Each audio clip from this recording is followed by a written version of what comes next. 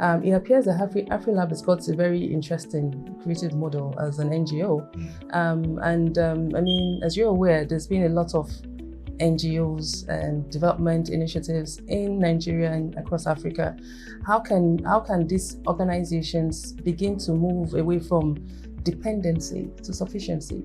And also, you know, there's been this recent debates on the global stage around money funding from donor agencies. So how can those such organizations, NGOs, non-governmental organizations in Nigeria, begin to sort of, you know, find a way to sort of be self-sufficient, basically? To be honest, nothing is easy. Traditional non-profits, even AfriLabs was in this position in the past, where you're heavily reliant on donor funding, grant funding, and program funding, where you are delivering on behalf of a partner. So you are literally implementing their own ideology, right? Where we sit as the second largest Pan-African organization, only second to the African Union, is a position of care, where we see that most of these programs are carrying an agenda that is not pro-Africa. But because these NGOs don't have a sustainable model, they want to, you know, take care of their workers, they need the funding, they need revenue, they'll end up implementing things that are not even, you know, maybe not even addressing the real issue, or from even design a poorly implemented program. So for us, we design our own programs targeted at Africans, and then we also implement on behalf of partners. So if a partner comes in to say, look, this is my idea for Africa, we run through it and advise to say, based on our 15-year knowledge of the whole continent, we advise that this approach doesn't work. Maybe you should take this approach. You know, that co-creation to ensure that the main aim, which is to help the Africans that the projects they find for, they actually achieve that. And then another is, which is an expensive route but has to be done, you have to have a product of your own, something that is your IP. What makes your non-profit organization unique? You know, what is different about you too? Because you look at it as almost a market where everybody looks the same, but innovation, as I said, cuts across every framework. So we are doing creative business models, approaches, and delivery techniques, because we have thought about how do we want to stand out. And also, one of our core values is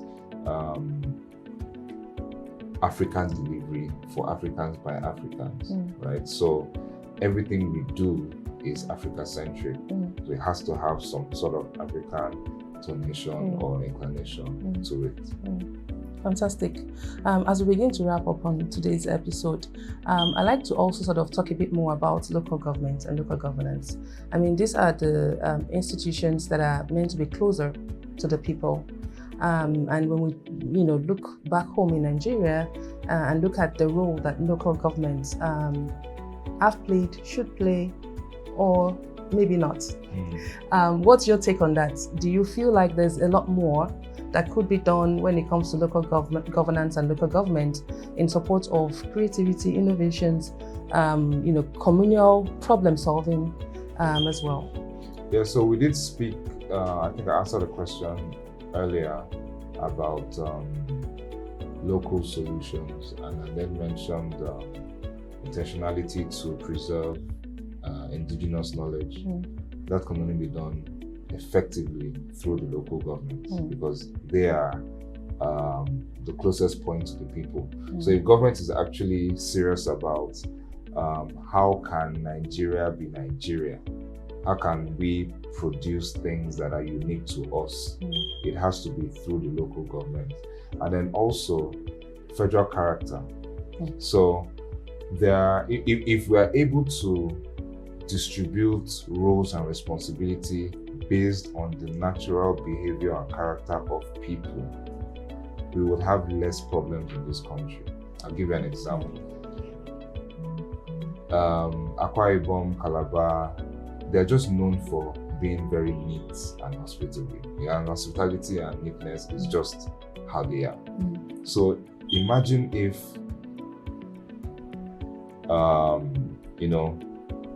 medical or hospitality opportunities are focused there, where the people already naturally gravitate to, naturally succeed at, or maybe in the north there is some sort of mathematical prowess or something, and then you take, intentionally take maybe a research facility there, or a business there, or an institution there, then you know that you're guaranteeing the success of whatever project that is, because already the natural behavior of the people is geared towards that. So this is how local governments can be used. They are the real nodes, they are the data touch points where government is supposed to be receiving feedback from. It's a feedback mechanism, and it's a two-way mechanism. So it is the last point of delivery and also the first point of information collection. So I think we really need to rethink how we look at local governments, because they're very, very strategic to any policy delivery that government may have. So I find that really interesting.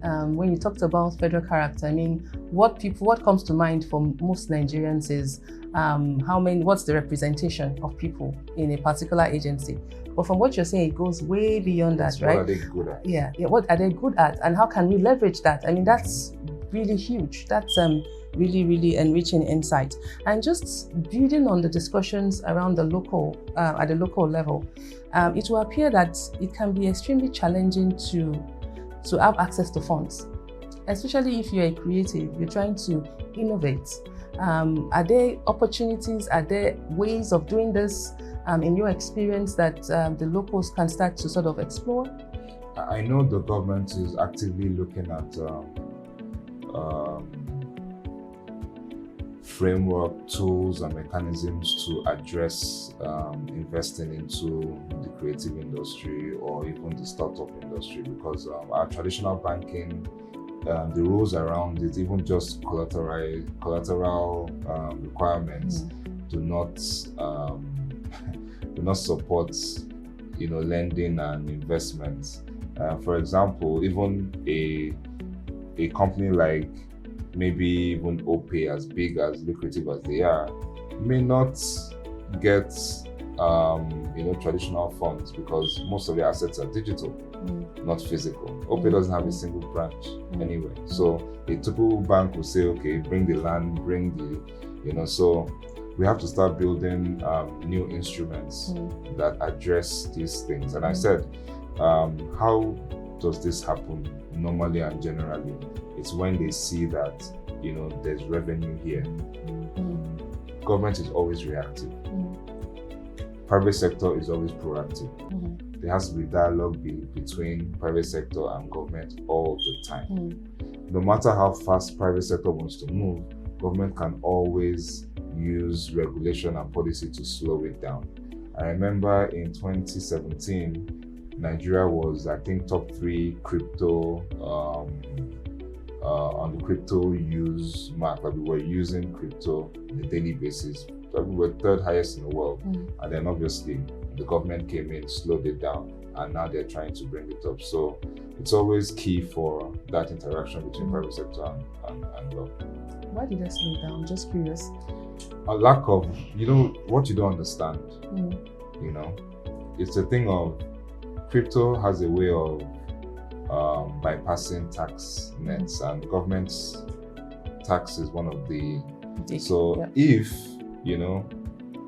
government is really serious, they could build a KYC policy around it to say, okay, if you want to use crypto, but you have to register. We're not stopping you from using it, but at least once you register, you're already linked to the tax bracket, right? And if you say that you're using this, then they can trace to say, okay, let's see how we can. But without that, people are going to be operating in the dark. So they had to slow it down for understanding. I think now they understand. I think they did the whole e-naira, which We don't know what has happened with that. I think they want to also bring it back.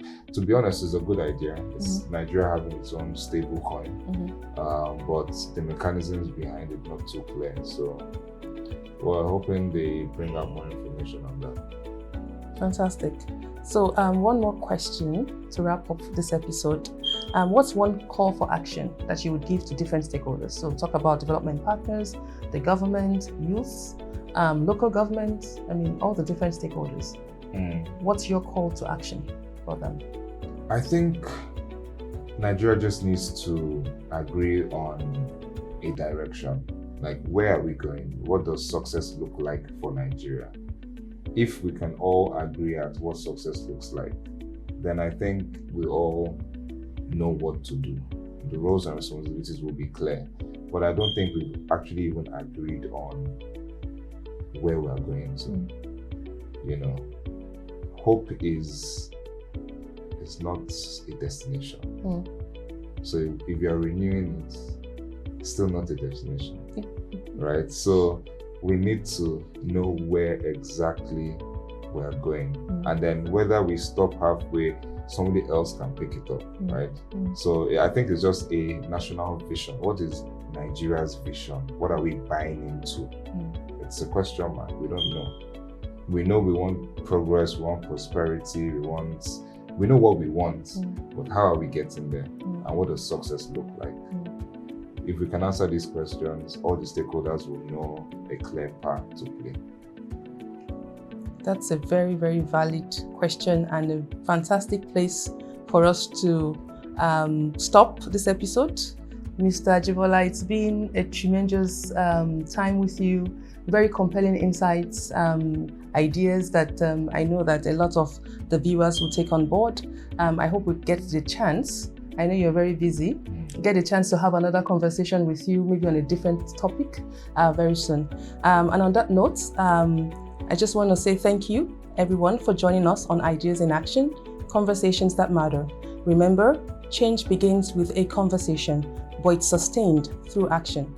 Let's keep imagining, let's keep building and daring together. Until next time, keep moving ideas into action.